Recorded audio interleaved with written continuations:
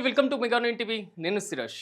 ప్రపంచంలోనే అత్యంత ధనవంతుడు టెక్ దిగ్గజం ఎలాన్ మస్క్ మరోసారి వివాదంలో చిక్కుకున్నాడు. అయితే ఈసారి వివాదం బయట నుంచి రాలేదు, ఆయన సొంత ఇంటి నుంచే వచ్చింది. మస్క్ స్థాపించినటువంటి ఆర్టిఫిషియల్ ఇంటెలిజెన్స్ సంస్థ XAI పైన మాజీ తన యొక్క ప్రేయసి, ఆయన యొక్క ముగ్గురు పిల్లలకు తల్లి అయినటువంటి ప్రముఖ కెనేడియన్ సింగర్ గేమ్స్ సంచలన దావా వేశారు.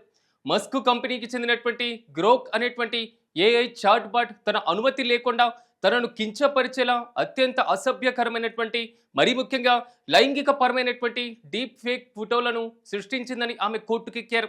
దీని వెనకాల మస్క్ నిర్లక్ష్యంతో పాటుగా ఉద్దేశపూర్వకమైనటువంటి చర్యలు ఉన్నాయని ఆమె ఆరోపించడం ఇప్పుడు టెక్ వర్గాల్లో ప్రకంపనలు రేపుతుంది. అసలు ఏం జరిగింది? గ్రోక్ ఎందుకు ఇలా ప్రవర్తించింది? కాలిఫోర్నియా సుపీరియర్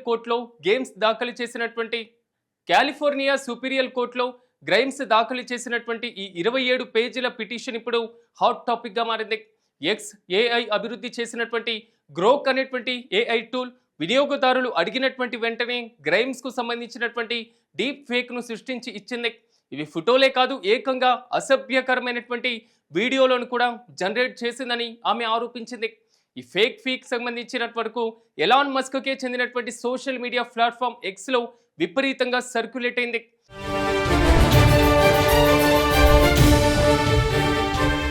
అయితే వాటిని తొలగించడంలో ప్లాట్ఫామ్ విఫలమైందని ఆమె అవాపోయారు. ఈ కేసులో గ్రైమ్స్ న్యాయవాదులు వినిపిస్తున్నటువంటి వాదనలు చాలా సీరియస్ గా ఉంటున్నాయి.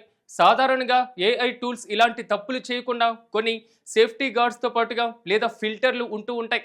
కానీ గ్రోక్ విషయంలో అవి లేవు. ఎలాన్ మస్క్ తన AI టూల్ ఇతర కంపెనీల టూల్స్ లాగా ఉండకూడదని భావించారు. అది కొంచెం ఎడ్డిగా, మరీ ముఖ్యంగా ఫన్నీగా ఉండాలని కోరుకున్నారు.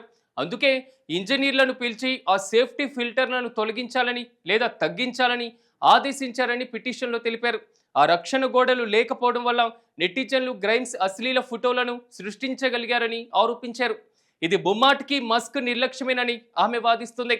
గ్రైమ్స్ మస్క్ మధ్య పిల్లల కస్టడీ విషయంలో ఇప్పటికే గొడవలు జరుగుతున్నాయి.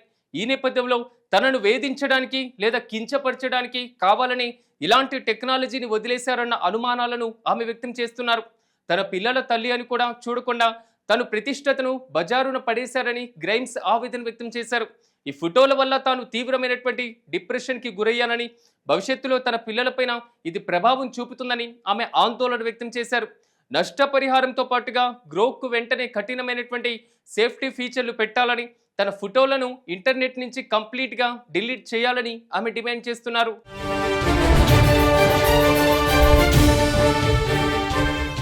ఈ కేసు కేవలం ఇద్దరు వ్యక్తుల గొడవ మాత్రమే కాదు, ఆర్టిఫిషియల్ ఇంటెలిజెన్స్ టెక్నాలజీ వల్ల మహిళలకు పొంచి ఉన్నటువంటి ప్రమాదానికి నిదర్శనం.